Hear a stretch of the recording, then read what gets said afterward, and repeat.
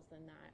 Have you thought about how people are going to be able to get there to access the We, food? well, that's one of the things that we got to consider. We have identified some schools that we thought are centrally located enough to be able to have anybody get to the schools, but if we have to adjust, we will.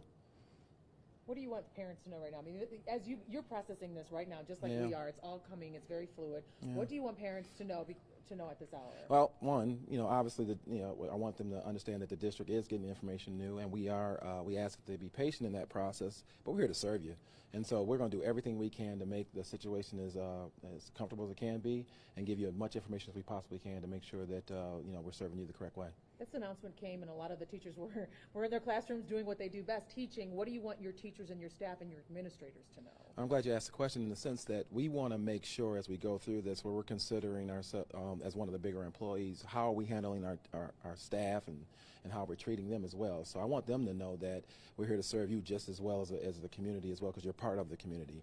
And we want to make sure that they understand as we go through this, we will think about things within the best interest of them as well. We're talking about 3 weeks. We know that you have a spring break coming up.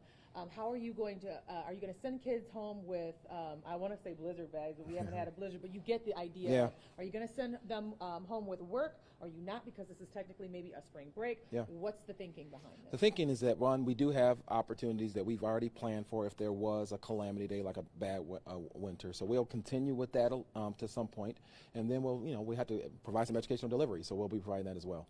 We're going to be providing that Monday, since you're going to school for no reason on Monday, or is that something that they're I think it's going to be. I think quite candid. I think it's going to be part of the. We'll be probably starting off with the calamity, and then as we get through that, we'll probably start working through on that educational delivery. So they don't have homework for a little bit. Well, they might. I'm asking for the kids. Yeah.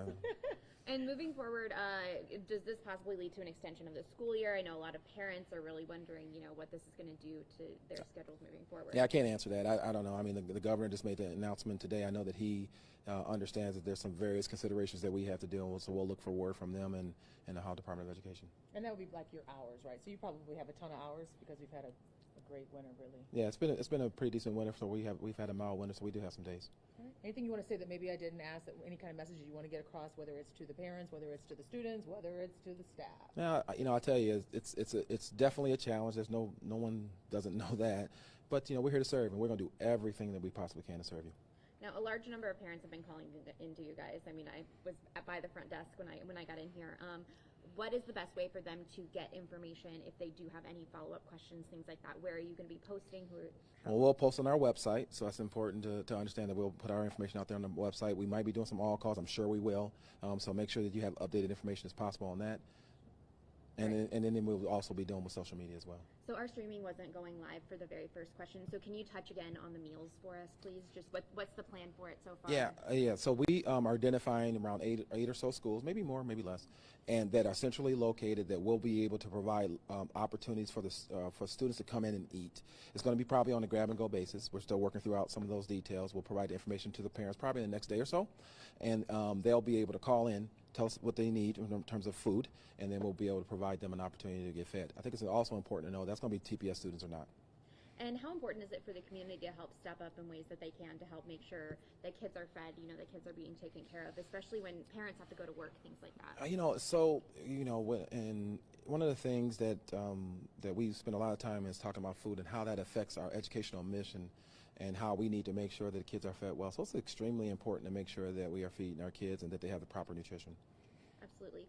Is there anything else that you want to add? I am assuming you guys have a lot of meetings to figure out some more details coming up tonight. There's a lot of work to do, and we will start as soon as we get done here. All right. But starting Monday, no school. Right now, the governor has put out that at the end of the school day, there will be no more school. So that's what we know so far. One of the things that we'll be talking about is what does that mean for the district. So we'll be providing information about that if necessary. But as of right now, that's what the governor has provided. All right. Thank you so much. All right. Thank you.